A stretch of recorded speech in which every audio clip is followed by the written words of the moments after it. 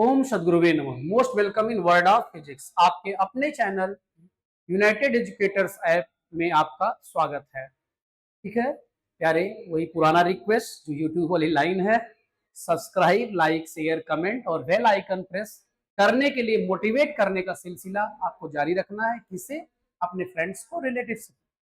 ठीक है, तो आज 11th का एक चैप्टर है। यहाँ पे चैप्टर का नाम है system of particles and rotational motion. ठीक है, और उसमें कौन सा टॉपिक आप स्टडी करने जा रहे हैं? Equilibrium of system of particles और ऑब्जेक्ट। ठीक है, ये जो इक्विलिब्रियम आप शब्द सुन रहे हैं, एक बार और सुन चुके हैं आप लॉज ऑफ मोशन चैप्टर में। वहां इक्विलिब्रियम ऑफ पार्टिकल था। क्या था? इक्विलिब्रियम ऑफ पार्टिकल था, और सिंगल पार्टिकल था, तो नॉन कॉन्करेंट फोर्सेस पॉसिबल नहीं थे। नॉन कॉन्करेंट फोर्स पॉसिबल नहीं थे तो रोटेशनल मोशन वहां होना ही नहीं था। इसलिए वहां केवल बात की गई थी, ट्रांसलेशनल इक्विलिब्रियम की बात की गई थी, और नेट फोर्स वहां 0 रखा गया था। और हमने क्या किया था? लामीज थ्योरम वगैरह की बात की थी। F1 upon sine alpha is equal to F2 upon sine beta is equal to F3 upon sine gamma. कब? If vector F1 plus vector F2 plus vector F3 is equal to 0। ठीक है, लेकिन अब सिस्टम ऑफ पार्टिकल्स है, मतलब एक से ज्यादा पार्टिकल है। एक से ज्यादा पार्टिकल हैं तो हर पार्टिकल पे हम फोर्स लगाते हैं तो नॉन कॉन्करेंट फोर्स हो जाएंगे, और नॉन कॉन्करेंट फोर्स होंगे तो रोटेशनल मोशन भी होगा। तो यहाँ हम ट्रांसलेशनल इक्विलिब्रियम और रोटेशनल इक्विलिब्रियम दोनों की बात हमको करनी होगी। और ट्रांसलेशनल इक्विलिब्रियम के लिए नेट फोर्स 0 होना चाहिए, और रोटेशनल इक्विलिब्रियम के लिए आपका नेट मूवमेंट ऑफ फोर्स 0 होना चाहिए। ठीक है, ये तो हो गई बात। अब हम लोग आगे बढ़ते हैं, कुछ न्यूमेरिकल्स देखते हैं और समझते हैं इस बात को। अब ये जो है आप देख रहे हैं यहाँ question, a 3 metre long ladder, a 3 metre long ladder weighing 20 kg leans on a frictionless wall. Its feet rest on the floor 1 meter from the wall as shown in figure. Figure यहां नहीं लिया गया, figure हम बना दे रहे हैं आपका। Find the reaction forces of the wall and the floor. Of the wall and the floor. ठीक है, आपको क्वेश्चन दिखता रहे। ठीक, यहां आप जरा देखें, लैडर और स्टेयर। लैडर और स्टेयर, स्टेयर जानते हैं, हाँ, जो सीढ़ी चढ़ के जाते हैं, और लैडर जो दीवार के सहारे आप खड़ी करते हैं, वो सीढ़ी। ठीक है, तो हमने आपसे बोला था कि फिजिक्स का न्यूमेरिकल सॉल्व करने के लिए आप जो न्यूमेरिकल सॉल्व कर रहे हैं उसमें जो सिचुएशन डिस्क्राइब हुई है, आपको उस सिचुएशन से रिलेटेड कोई वीडियो अपने लाइफ का प्ले करना होगा, और एज ए ऑब्जर्वर आपको उसमें होने वाले इंसिडेंट्स को रीड करना होगा। तब न्यूमेरिकल सॉल्व करना आसान होता है, अदरवाइज मेरे प्यारे। ठीक है, तो जरा देखें, आप कभी न कभी सीढ़ी लगाए रहे होंगे। ठीक, तो यहां पर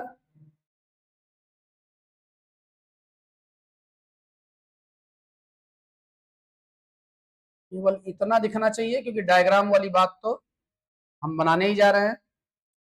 अब यहां जरा ध्यान दें, ये दीवार है और ये फ्लोर है, और यहां पर एक सीढ़ी खड़ी है।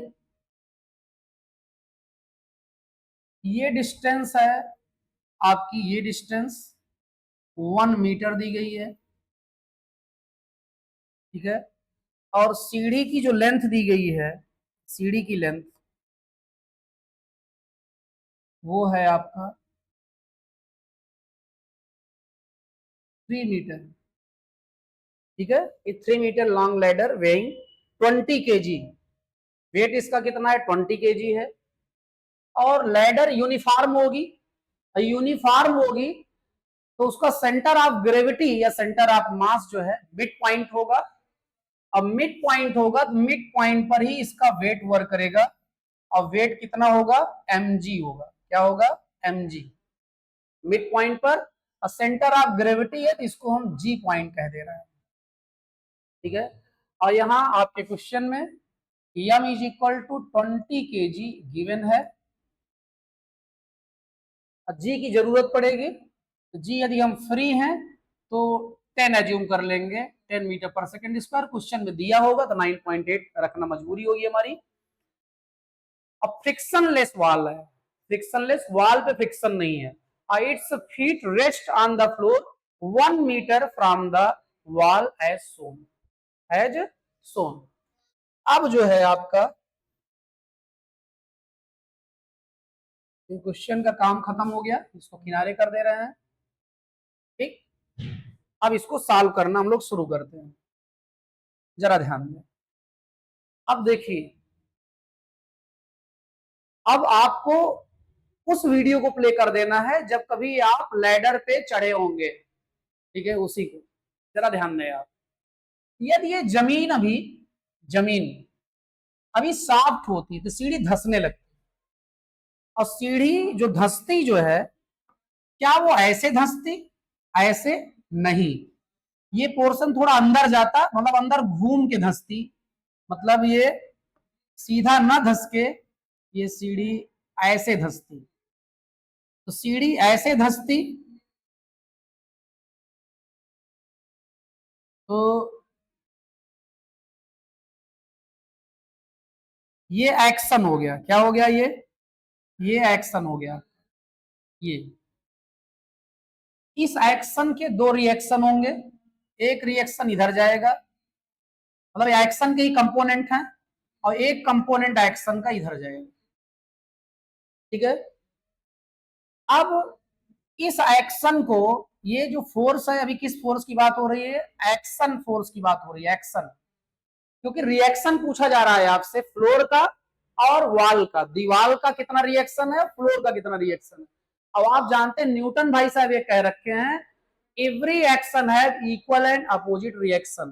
पहले एक्शन आएगा तब रिएक्शन आएगा, ठीक है। तो ये जमीन यदि उतनी हार्ड नहीं होती तो सीढ़ी धंसती, और सीढ़ी सीधा ना धंस के थोड़ा ऐसे, मतलब हल्का तिरछा अंदर जाती, क्योंकि सीधा धंसने का मतलब है कि फिर सीढ़ी दीवार छोड़ के आगे बढ़े, ऐसा होता नहीं, सीढ़ी स्लाइड करती। तो ये एक्शन है। इस एक्शन को कैंसिल करने के लिए यहां पे आपका रिएक्शन फोर्स हो जाएगा एन, और N1 मान ले रहे हैं। क्या मान ले रहे हैं? N1 मान ले रहे हैं। अब आपको यदि थोड़ा दिक्कत लग रही हो तो इसका कलर हम चेंज कर दे रहे हैं, ये रिएक्शन फोर्स, ठीक है। और यदि इस एक्शन फोर्स को कोई कैंसिल करने वाला ना होता तो सीढ़ी आगे स्लाइड करने लगती, लेकिन आप चाहते नहीं सीढ़ी स्लाइड करे। सीढ़ी नहीं स्लाइड करे, इसका मतलब ये इधर मोशन पेंडिंग है, और पेंडिंग मोशन जिधर होता है उसके अपोजिट जो है आपका क्या लगता है? रिएक्शन लगता है। ये हो जाएगा आपका फ्रिक्शन फोर्स। क्या हो जाएगा? फ्रिक्शन। और फ्रिक्शन कौन सा? स्टैटिक। इधर फ्रिक्शन फोर्स लग जाएगा। ये भी रिएक्शन फोर्स है और ये भी रिएक्शन फोर्स है, और इन दोनों रिएक्शन फोर्स का जो रिजल्टेंट होगा वो रिजल्टेंट ही आपसे पूछा जा रहा है, मतलब यही रिजल्टेंट ही आपसे पूछा जा रहा है। और ये देखो, ये दोनों रिएक्शन है, दोनों रिएक्शन का रिजल्टेंट है, ये दोनों एक्शन का रिजल्टेंट है, और एक्शन को रिएक्शन कैंसिल कर रहा है, ठीक है। तो अभी आपको जो पूछा जा रहा है केवल येलो वाली पेन से आपसे मतलब है, ठीक है। अब यहां देखा जाए, यहां जब जाएंगे तो यहां सीढ़ी यदि स्लाइड करेगी तो सीढ़ी नीचे की ओर स्लाइड करेगी, और नीचे की ओर सीढ़ी स्लाइड करेगी तो इसका नीचे की ओर स्लाइड करेगी, मान लो सीढ़ी ऐसे स्लाइड करती है नीचे की ओर, तो फ्रिक्शन इधर लगेगा, और फ्रिक्शन इधर लगेगा तो इधर लगना चाहिए क्या? एक्शन फोर्स होना चाहिए यहाँ पे। कैसा फोर्स होना चाहिए? एक्शन फोर्स होना चाहिए। और इधर भी एक्शन फोर्स रहेगा, ठीक है। इधर भी क्या रहेगा? एक्शन फोर्स रहेगा। ये भी एक्शन फोर्स है, ये भी क्या है? एक्शन फोर्स है। और एक्शन फोर्स को हम किस कलर से दिखा रहे थे? रेड से दिखा रहे थे। किससे दिखा रहे थे? रेड से। और ये भी क्या हो गया? एक्शन हो गया। इस एक्शन का ये रिएक्शन है और इस एक्शन का ये रिएक्शन है। लेकिन अब आपसे क्वेश्चन में क्या कहा जा रहा है? आपसे क्वेश्चन में ये कहा जा रहा है कि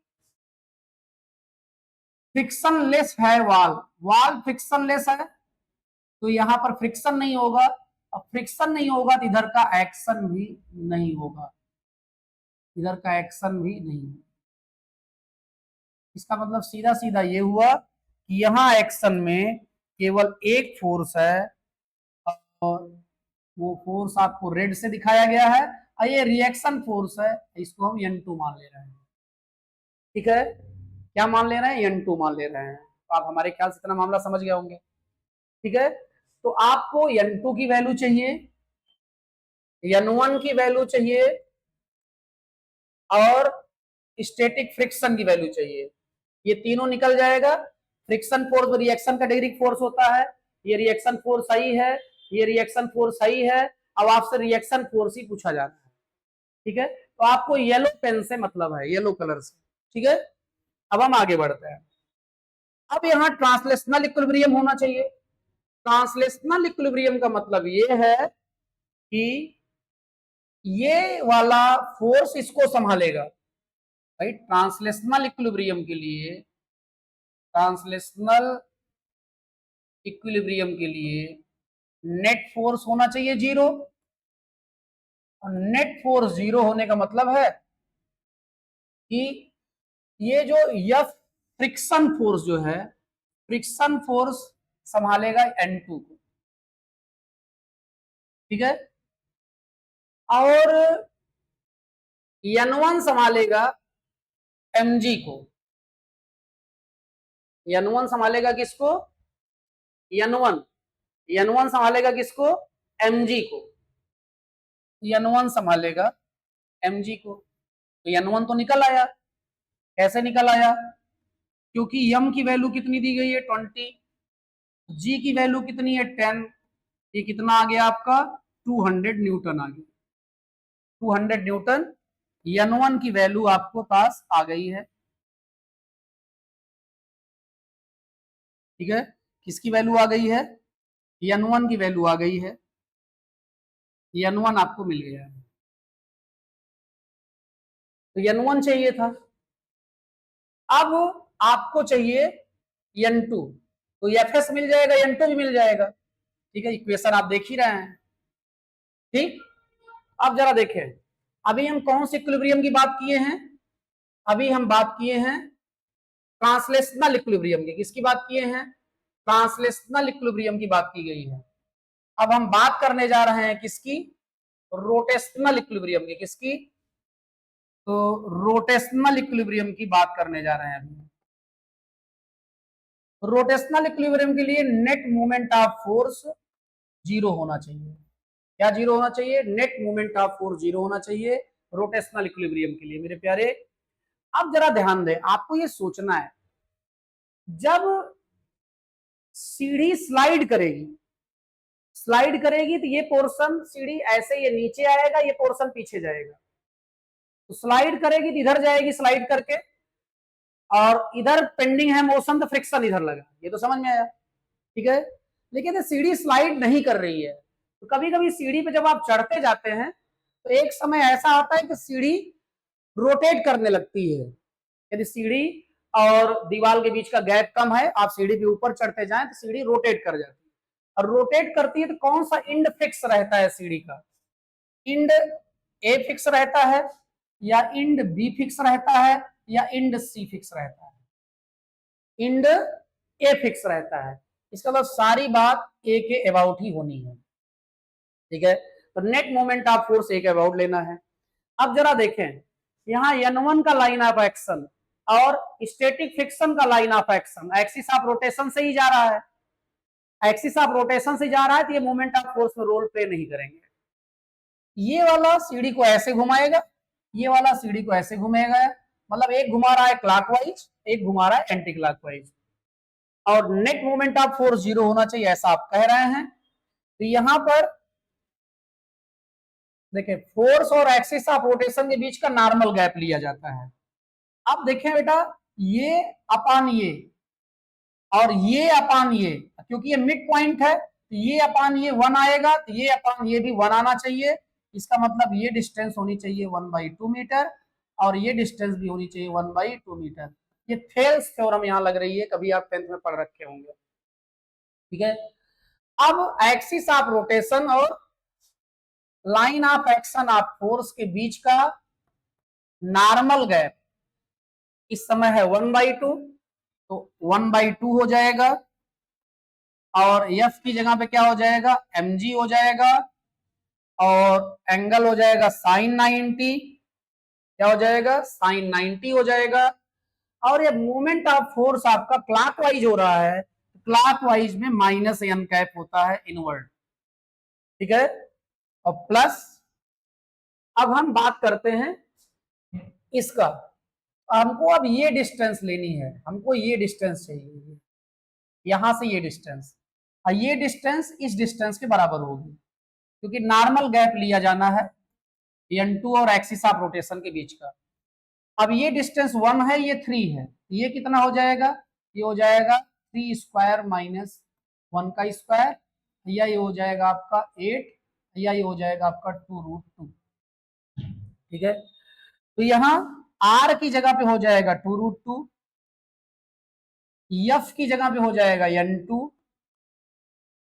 और यहां भी एंगल कितना बन रहा है 90, तो साइन 90 हो जाएगा। मोशन ये एंटी क्लॉकवाइज कराने जा रहा है तो प्लस n है और टोटल बराबर 0 होना चाहिए। अब आप सोच रहे होगे यार एफ ओ क्या है, तो देखिए आप जानते हैं, क्या जानते हैं, टाउ इज इक्वल टू होता है आर एफ साइन थीटा और एन का। ठीक है, तो R F sine theta N का, यही यहाँ लॉजिक लग रहा है।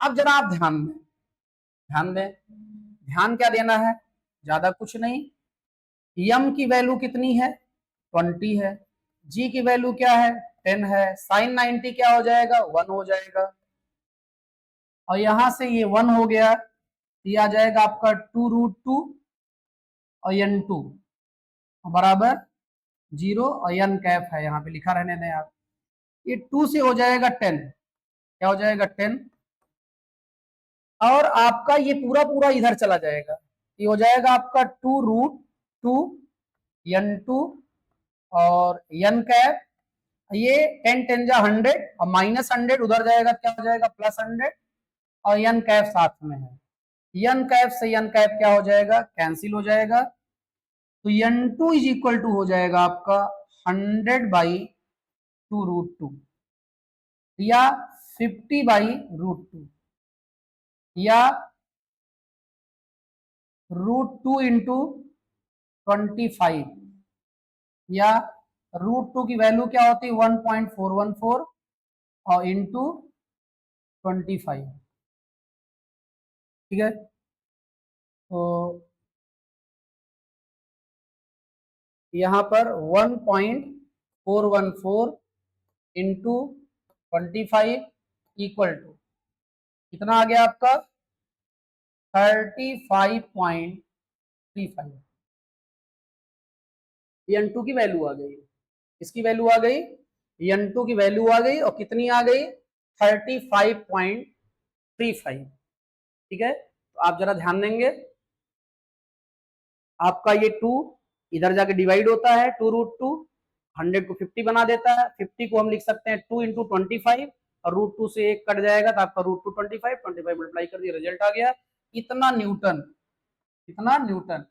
तो एक आंसर आपका हो गया 35.35 न्यूटन, और ये आंसर हो गया क्योंकि वाल का रिएक्शन n2 ही था, तो n2 की वैल्यू आ गई। ठीक है, n2 ही बराबर है किसके, fs के, तो fs की भी वैल्यू आ गई है, लेकिन हमको fs नहीं चाहिए, हमको fs और n1 का रिजल्टेंट चाहिए, और मान लो वो n आ रहा है, क्या आ रहा है n, ये वैल्यू हमको चाहिए। ठीक, तो आप जानते हैं n इज इक्वल टू हो जाएगा आपका रूट ऑफ fs का स्क्वायर प्लस n1 का स्क्वायर, fs का स्क्वायर। अब fs आपका आया कितना है, fs का आपका आया है 50/√2, कितना आया है 50/√2। ये एफ एस आया है भाई, यही तो था, N2 ही तो एफ एस था, 50/√2। ये हो जाएगा 50/√2 का स्क्वायर प्लस N1 का स्क्वायर। N1 कितना है आपका 200 है, उसका स्क्वायर हो जाएगा। ये आ जाएगा आपका, यहां हो जाएगा आपका 2500 अपान √2 का स्क्वायर 2 हो जाएगा। ये आपका 40000, ये 2 से कितना आ जाएगा, ये 1250 प्लस यहां से आ गया आपका 40000। ठीक है, इसको सॉल्व करेंगे आप तो 41250 का रूट आ जाएगा।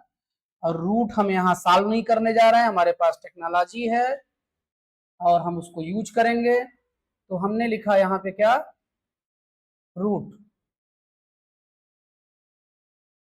तो रूट लिखने के बाद हमने क्या लिखा 4। चेक करें रिजल्ट दिया नहीं दिया। इसका मतलब ये है कि आप पहले डिजिट डालेंगे 41250, अब रूट लगाएंगे, अब भी आंसर नहीं आया। जा भाई 41250 रूट,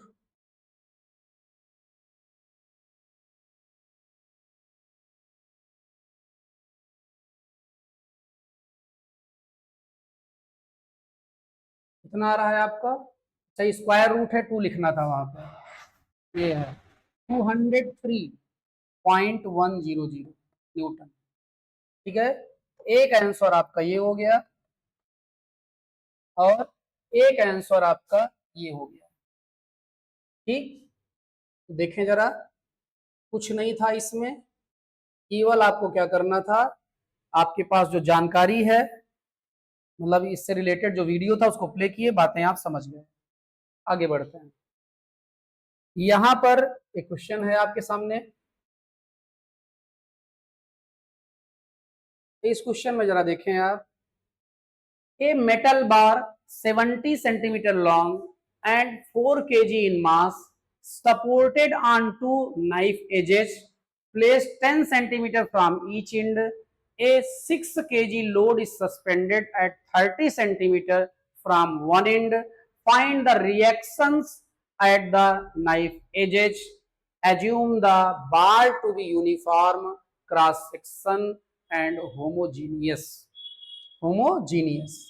ठीक है, तो हम आपका डायग्राम बनाते हैं पहले। देखें, ये एक बार है, क्या है, बार है, और जिसकी लेंथ क्या है, जिसकी लेंथ है 70 सेंटीमीटर, 70 सेंटीमीटर ऐसा यहां दिया गया है। A metal bar of 70 centimetre long हो गया and 4 kg in mass, 4 kg इसका मास है। इसका जो वेट वर्क करेगा, वेट वेट जो है मिड पॉइंट वर्क करेगा, और वेट कितना होगा mg होगा। इसका मतलब यहां से ये डिस्टेंस होगी 35 सेंटीमीटर और ये डिस्टेंस भी होगी 35 सेंटीमीटर। हम मिड पॉइंट कैसे जान गए, अब आपसे बोला जा रहा है assume the bar to be uniform cross section and homogeneous. ठीक है, इससे पता चला। तो इस पॉइंट को हम मान ले रहे हैं जी, क्या मान ले रहे हैं जी। ठीक है, अब क्या कह रहा है कि 10 सेंटीमीटर फ्रॉम ईच एज, मतलब इधर से भी कितनी दूर 10 सेंटीमीटर, 10 सेंटीमीटर, और इधर से भी कितना 10 सेंटीमीटर। पर दो चाकू है, चाकू की नोक पर इसको रोका गया है। और फिर ये क्या कह रहे हैं भाई साहब, अब इन्होंने क्या किया है, एक 6 kg का लोड इन्होंने सस्पेंड कर दिया है 30 सेंटीमीटर फ्रॉम वन एंड, एक एंड से कितनी दूर, 30 सेंटीमीटर दूर इन्होंने क्या किया है, यहां पर एक वेट सस्टेन कर दिया है, मान लो m1 जी है, ठीक है। तो यहां यम की वैल्यू दी गई है, यम कितना था, यम मतलब रॉड का जो मास था वो था 4 kg, और जो सस्पेंड किया गया उसको m1 मान लिए तो वो दिया गया है 6 kg, ठीक है। तो ये क्वेश्चन है, आपसे रिएक्शन फोर्स पूछा जा रहा है। क्या पूछा जा रहा है, रिएक्शन फोर्स। क्वेश्चन को कर दे रहे हैं छोटा, इसका काम खत्म है, ठीक है। और यहाँ आप देख रहे होंगे बड़ी बड़ी लाइन खींची दिख रही है, उसको भी हटा दे रहे हैं हम।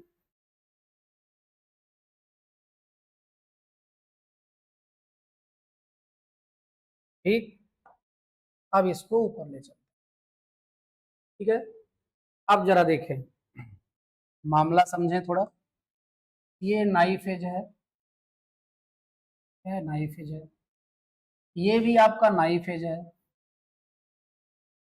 ठीक है। रिएक्शन फोर्स कहाँ काम करेगा, यहां काम करेगा और यहां काम करेगा। यहां मान लो R1 है, यहां क्या है, R2 है, रिएक्शन फोर्स, ठीक है। अब फिर वही इक्विलिब्रियम का कॉन्सेप्ट लगेगा। तो देखिए पहले हम क्या करेंगे, ट्रांसलेशनल इक्विलिब्रियम। कौन सा इक्विलिब्रियम, ट्रांसलेशनल इक्विलिब्रियम। तो ट्रांसलेशनल इक्विलिब्रियम की बात करने का मतलब है कि हम नेट फोर्स जीरो करने की बात कर रहे हैं। अब देखो, अपवर्ड डायरेक्शन फोर्स लग रहा है R1 और R2, और R1 R2 को बैलेंस कौन करेंगे, ये दोनों, मतलब mg और m1g। तो यहां से प्यारे R1 plus R2 is equal to mg, m कितना दिया गया था 4, और g की वैल्यू 10, m1 कितना दिया गया 6, g की वैल्यू 10, ये हो जाएगा आपका 40 या 60। तो R1 plus R2 is equal to आ गया 100। ये इक्वेशन हो गया आपका फर्स्ट। अब हम बात करते हैं किसकी, रोटेशनल इक्विलिब्रियम की। किसकी, रोटेशनल इक्विलिब्रियम की बात होती है। और रोटेशनल इक्विलिब्रियम में क्या जीरो होना चाहिए, net moment of force zero होना चाहिए, ठीक है। अब जरा ध्यान दो, जब इतना हो गया तो हमको ये देखना होगा किसके अबाउट बात करनी है, हमको किसके अबाउट, किस पॉइंट के अबाउट हमको बात करनी है। तो मेरे प्यारे जरा ध्यान दें आप, ठीक है, दे ही दें ध्यान आप, जरा ध्यान दें। अब जैसे यदि ये आपका 6 kg यहां सस्पेंड न किया गया होता, यहां आपका 6 kg सस्पेंड न किया गया होता,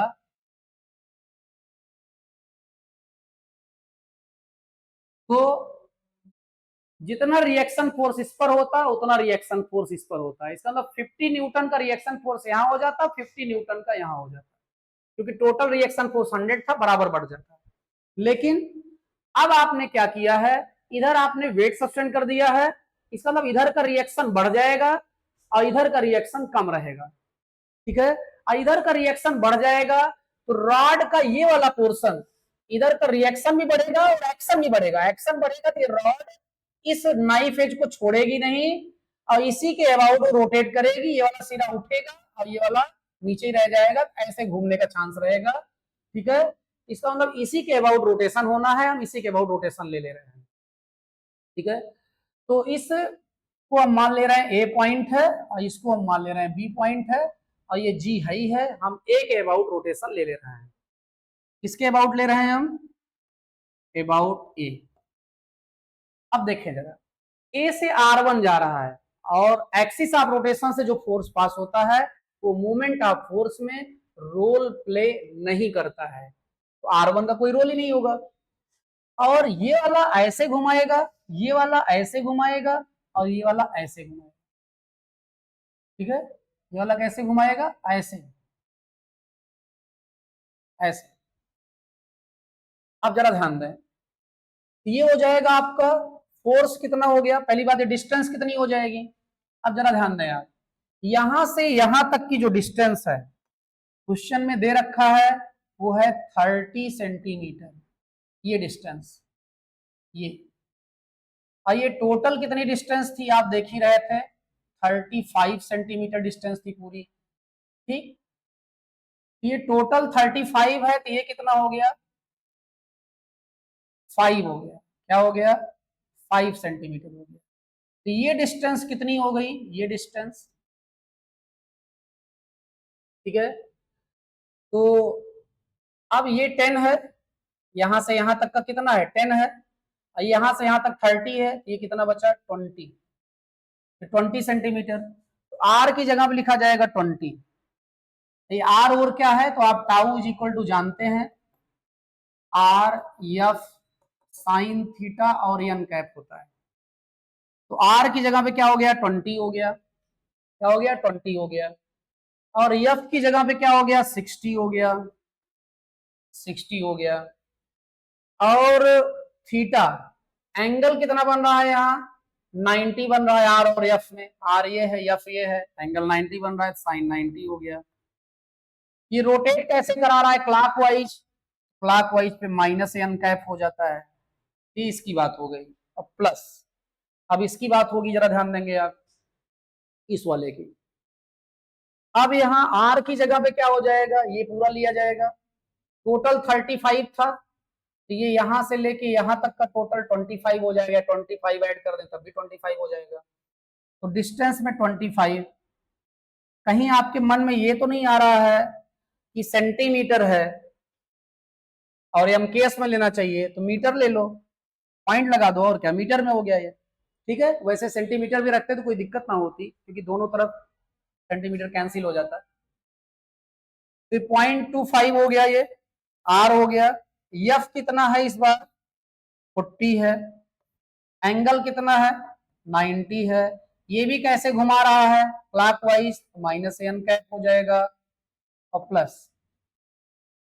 अब हम इसकी बात कर रहे हैं, तो ये गैप कितना है, मतलब यहां से यहां तक का गैप, ठीक है। तो टोटल कितना था, 70 था, 10 इधर से निकल गया, 10 इधर से निकल गया, तो बचा कितना, हाँ 50 सेंटीमीटर। ये हो जाएगा 0.50, यदि मीटर में लिखते हैं तो।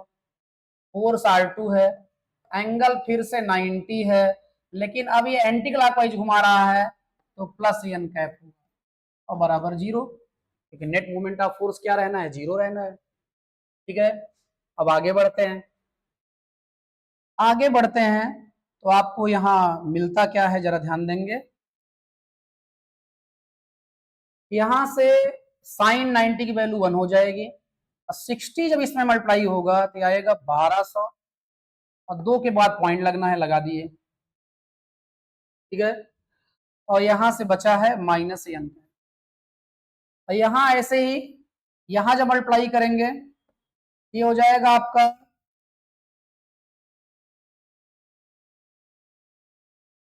ये आपका 100 आ जाएगा, एक जीरो पहले से है, अब 2 के बाद पॉइंट लगेगा, यहाँ 10 बचा, साइन 90 की वैल्यू 1 हो गई, यहाँ भी माइनस एन कैप, और ये हो जाएगा आपका प्लस 0.50, R2 साइन 91 हो गया, और एन कैप बचा है, बराबर हो गया 0। अब यहां पर आप एन कैप, क्या, एन कैप आप ले लें कॉमन, एन कैप कॉमन ले लेते हैं, तो यहां से -12 बचता है, यहां से -10 बचता है, क्या बचता है, -10 बचता है, और यहां से प्लस 0.50 R2 बचता है, और बराबर 0।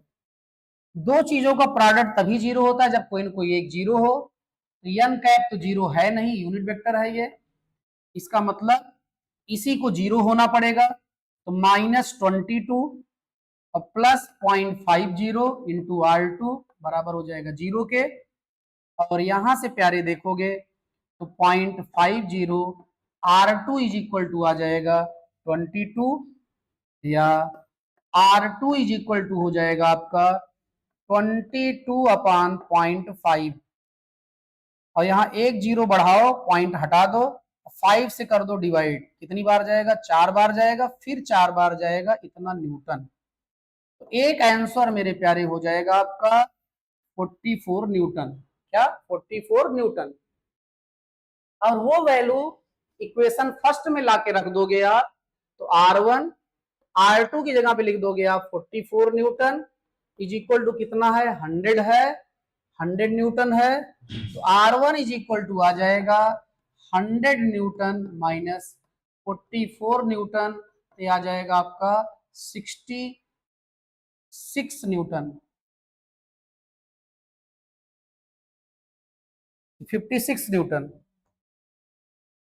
56 न्यूटन। एक आंसर आपका ये हो जाएगा। ठीक है, ये दोनों आंसर आ गए। थोड़ा सा हल्का सा क्या करते हैं, मिनिमाइज कर देते हैं। अब आपको पूरा डायग्राम दिखे, इतना मिनिमाइज तो कम से कम कर ही दें। ठीक, आप जूम करके समझें, एक बार बिना समझ में आए आप फिर से क्या करें, रिपीट करें। ठीक है, आगे बढ़ते हैं। आगे यहाँ पर एक क्वेश्चन दिया गया है, इनके जो क्वेश्चन दिया गया है इसी डायग्राम को हम यूज कर लेंगे सॉल्व करते समय। भैया वो यूज करने चल रहे हैं। और हाँ, ध्यान दें। A non-uniform bar of weight W is suspended at rest by two strings of negligible weight as shown। ठीक है, एक नॉन यूनिफॉर्म बार है और ये यदि ऐसा दिखाया गया है, इसका मतलब बार की थिकनेस इधर ज्यादा होगी, इधर कम होगी, क्योंकि सेंटर ऑफ ग्रेविटी इधर शिफ्ट हुआ है। और ये गैप दिखाया गया है D। और इस बार की लेंथ है 2 मीटर। यहाँ एक स्ट्रिंग है, आप देख रहे हैं, एक दीवाल है, दीवाल से ये स्ट्रिंग जो है, जो एंगल बना रही है वो है 36.9 डिग्री। और यहाँ भी एक स्ट्रिंग है, यहाँ भी एक दीवाल है, उस दीवाल से जो एंगल बना रही है वो है 53.1 डिग्री। ठीक है, आप ये क्वेश्चन देख रहे हैं, एक बार फिर से पढ़ दे रहे हैं आपका। A non-uniform bar of weight W is suspended at rest by two strings of negligible weight shown in figure. The angle made by the strings with the vertical are 36.9 degree and 53.1 degree respectively. The bar is 2 meter long. Calculate the distance D of the center of gravity of the bar from its left end. Left and से जो D है यही हमको निकालना है मेरे प्यारे। तो आप बहुत परेशान नहीं होंगे, क्वेश्चन तो आप जान ही रहे हैं, आसान होते हैं सारे। ये भी क्वेश्चन आसान ही है, टफ नहीं है। तो मेरे प्यारे ध्यान दें, हम पेन का कलर चेंज करते हैं। अब यहाँ दो इक्विलिब्रियम देखना है। एक तो देखना है आपको ट्रांसलेशनल इक्विलिब्रियम, और जिसके लिए आप अच्छे से जानते हैं नेट फोर्स क्या होना चाहिए, जीरो होना चाहिए। क्या जीरो होना चाहिए? नेट फोर्स जीरो होना चाहिए मेरे प्यारे। तो आप देखें, यहां टेंशन फोर्स लगेगा T1 और यहां भी टेंशन फोर्स लगेगा वो T2। ठीक है, अब अभी देखा जाए यहाँ पे ये एंगल, ये अल्टरनेट इंटीरियर से ये 53.1 डिग्री एंगल हो जाएगा और ये एंगल भी आपका हो जाएगा 36.9 डिग्री एंगल हो जाएगा। अल्टरनेट इंटीरियर से यहाँ शिफ्ट हो जाएगा। अब इस T2 के दो कंपोनेंट हो जाएंगे। एक कंपोनेंट ये हो जाएगा T2 cos 53.1 ये हो गया, और एक कंपोनेंट इधर चला जाएगा। हाँ, क्या हो जाएगा? T2 sin 53.1। ऐसे ही T1 का एक कंपोनेंट इधर चला जाएगा, T1 cos 36.9, और एक इधर चला जाएगा T1 sin 36.9। ठीक है, अब जरा ध्यान दें यार, अब रियली यहां होगा क्या? रियली यहां होगा क्या? ज्यादा कुछ नहीं होगा मेरे प्यारे। अब देखो, ये वाला फोर्स इसको संभालेगा। देखो, कंपोनेंट करने के बाद ये तो नहीं रहा, ये भी नहीं रहा कंपोनेंट करने के बाद। क्योंकि इसी की जगह पे तो ये दोनों आ गए हैं और इसकी जगह पे ये दोनों आ गए हैं, तो ये और ये अब एग्जिस्ट नहीं कर रहा है। ठीक है, उनको इन दोनों ने रिप्लेस कर दिया है। इसको ये भाई साहब बैलेंस करेंगे, ठीक है, तभी नेट जीरो होगा। तो T1 साइन 36.9 बराबर होगा T2 साइन 53.1 के। अब इन साइन की वैल्यू भी डाल दो, इसको बहुत बचा के मत रखो। अब जरा देखो, आपको कभी बताए थे कि ये यदि 37 एंगल है, ये आपका 53 एंगल है, यहाँ 3 रहता है, ये 4 रहता है, ये 5 रहता है। 3 4 5 क्या है? पाइथागोरस नंबर्स हैं। अब साइन 36.9, ये 37 ही इसको मान लें आप, ये हो जाएगा T1। और इस साइन 37 इसके लिए ये परपेंडिकुलर है, हाइपोटेनस है, ये हो जाएगा आपका 3/5 इज इक्वल टू T2। फिर साइन 53.1 है, तो 53.1 को हम 53 ही मान ले रहे हैं, तो साइन है फ्रंट परपेंडिकुलर हाइपोटेनस, ये हो जाएगा आपका 4/5, 5 से 5 कैंसिल हो जाएगा, तो यहां से आपका 3T1 is equal to 4T2। ये एक रिलेशन आ गया, इक्वेशन फर्स्ट हो गया। इक्वेशन क्या हो गया? फर्स्ट हो गया। अब हम आगे चलते हैं, ठीक है। अब देखें जरा, अब ये जो सेंटर ऑफ ग्रेविटी देख रहे हैं वो इधर शिफ्ट है, इधर ज्यादा वेट होगा, इधर ज्यादा वेट होगा, तो ये इंड तना होगा, उठने का चांस इसी का होगा, इसका मतलब रोटेशन इसी के अबाउट होना है, रोटेशन इसी के अबाउट होना है। इस पॉइंट को मान लो ए है, इस पॉइंट को मान लो बी है, तो इसके अबाउट रोटेशन होना है। तो जरा देखो आप, इस फोर्स और इस फोर्स का लाइन ऑफ एक्शन इसी पॉइंट से पास हो रहा है, इसका मतलब ये दोनों मोमेंट ऑफ फोर्स में पार्टिसिपेट नहीं करेंगे। यदि हम बात करते हैं क्या, फॉर रोटेशनल इक्विलिब्रियम,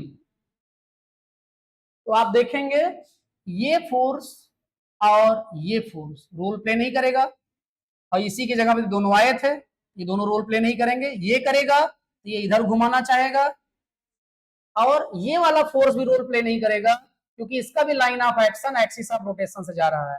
आपको बताया गया होगा ऐसे फोर्स जिनका line of action axis of rotation से जाए, उनके कारण मोमेंट ऑफ फोर्स जीरो होता है। ये जिनको जिनको राउंड किए हैं, ये सब मोमेंट ऑफ फोर्स में पार्टिसिपेट नहीं करेंगे। तो राउंड के बगैर आपके दो ही बचे हैं, तो ये घुमाएगा आपका ऐसे घुमाएगा, ये ऐसे घुमाएगा, एक एंटी क्लॉकवाइज घुमा रहा है, एक क्लॉकवाइज घुमा रहा है, ठीक है। अब आप जरा ध्यान दें, क्या ध्यान देंगे, W और W एक्सिस ऑफ रोटेशन से कितना दूर है D, जिसे निकालना है। एंगल यहाँ कितना बन रहा है 90, यहाँ साइन 90 लिख देंगे, और ये क्लॉकवाइज घूम रहा है तो माइनस n कैप लिख देंगे, और फिर प्लस। अब A और B के बीच का गैप क्या हो गया, 2 हो गया, और वहां क्या है T2 है, और cos है, और 53.1 है, ठीक है। ये फोर्स की जगह पे हो गया, और फिर से एंगल कितना बन रहा है यहाँ पे 90, तो साइन 90 हो जाएगा। एंटी क्लॉकवाइज रोटेट करा रहे हैं तो प्लस n कैप लिखा जाएगा, और टोटल क्या होना है, जीरो होना है, तभी रोटेशनल इक्विलिब्रियम रहेगा। अब प्यारे जरा ध्यान दें आप, ये हो गया D, ये हो गया W, साइन 90 की वैल्यू 1 हो गई, माइनस n कैप बचा है, ठीक है, प्लस 2 T2, 2 और T2,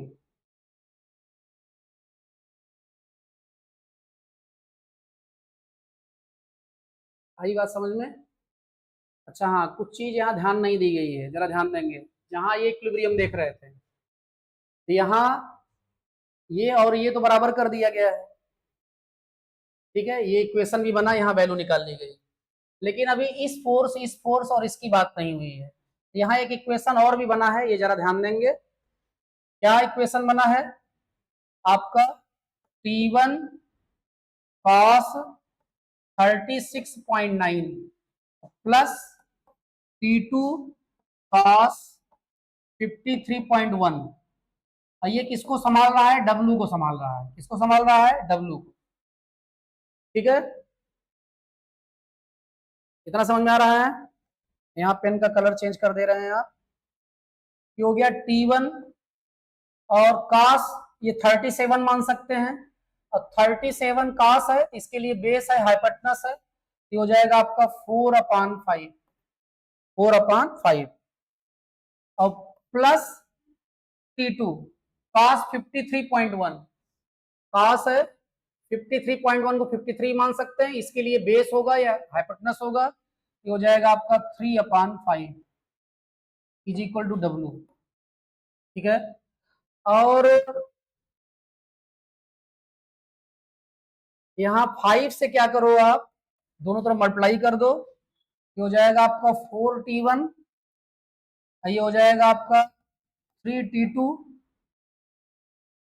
और ये हो जाएगा आपका 5W। क्या हो जाएगा? 5W हो जाएगा। ठीक है, अब आप चाहो यहाँ पे तो यहाँ 3T1 है, तो आप क्या करो यहाँ पे, यहाँ आप T1 से दोनों तरफ डिवाइड, या ये रहने दो ऐसे ही। ठीक है, ये वैल्यू आप यहाँ लेके चले आओ, जरा ध्यान दो आप। 2T2 लिखा गया है, कास 53.1, कास 53, और कास 53 के लिए बेस होगा, हाइपोटेनस होगा, तो क्या हो जाएगा 3/5, इसकी वैल्यू हो गई sin 91 ही होगा, n कैप बचा, और बराबर किसके है? 0 के है। बराबर किसके है? 0 के है। ठीक है, अब यहां से जरा ध्यान दें आप, यहां से आप देखो, यहाँ T2 की वैल्यू चाहिए, तो यहां से T1 की वैल्यू यहां रख दो आप। ठीक है, यहां पर तो 4 और T1 की जगह आप क्या लिख उठेगा? 4T2/3। T1 की जगह पे क्या हो जाएगा? 4T2/3। यहाँ T1 की जगह पे हो गया 4T2/3, और प्लस क्या है आपका 3T2 इज इक्वल टू क्या है? 5W, 5W। अब 3 से यहां मल्टीप्लाई कर दें फिर से, ये हो जाएगा आपका 16T2 और प्लस 9T2, और यहां हो जाएगा ये 15W, और यहां से 25T2 is equal to 15W, और 5 5 जा 5 3 जा, तो एक प्रकार से यहां से T2 इज इक्वल टू आ गया आपका 3W/5। ठीक है, अब जरा आप ध्यान दें, -DW n cap plus 2 T2 की जगह पे लिख दिया जाएगा आपका क्या? 3W/5, और 3/5 पहले से लिखा है, n कैप है और बराबर 0। ठीक है, आप चीजें समझ रहे होंगे, वैसे समझदार तो आप सदियों से थे। तो यहां पर आप देखें कुछ कॉमन हो रहा है। कॉमन क्या हो रहा है जरा ध्यान दें, W दोनों में लिखा है, W लिख लो, n कैप दोनों में लिखा है, n कैप लिख लो, तो W n कैप कॉमन हो गया। यहां से क्या बचा है? -D बचा है यहां से, और यहां से आपका 2 3 जा 6 3 जा 18, 18/25,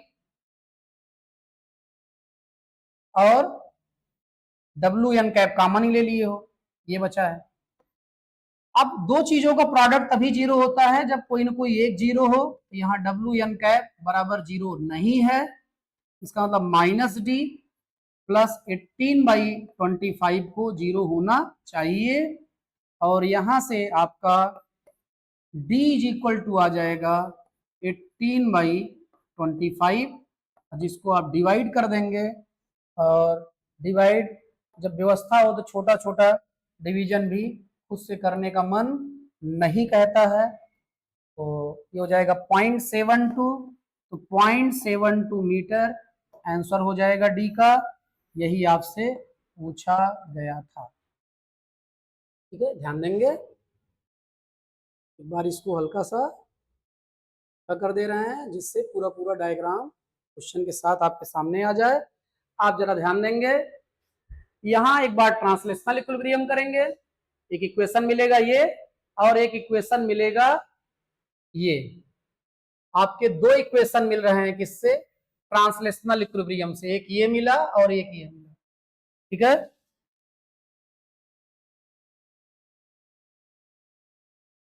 ठीक, एक इक्वेशन ये मिला और एक इक्वेशन ये मिला। जब रोटेशनल इक्विलिब्रियम किए तो आपको ये इक्वेशन मिला। यहां पर हमने क्या किया कि यहां से T2 की वैल्यू यहां चाहिए थी हमको, तो यहां से T1 निकाले, T1 यहां रख दिए, T2 की वैल्यू आ गई, वो T2 लाके यहां रख दिए और सॉल्व कर दिए, रिजल्ट आ गया। मतलब सिंपल सा क्वेश्चन है ये, तो आपने देखा, टफ नहीं है कुछ भी मेरे प्यारे। आप रिवाइज कर लेंगे वीडियो को एक आध बार यदि आपको कोई प्रॉब्लम हो रही होगी तो। और हमारे ख्याल से अब वाइंड अप करते हैं, और वाइंड अप करते हैं थोड़ा हिंदुस्तान याद रखते हैं, और हिंदुस्तान में धन्यवाद। क्या? धन्यवाद। हो सकता है आपको दिख ना रहा हो, अरे बड़ा सा धन्यवाद इतनी देर तक देखने के लिए। ठीक, तो वही, arise awake stop not till the goal is achieve.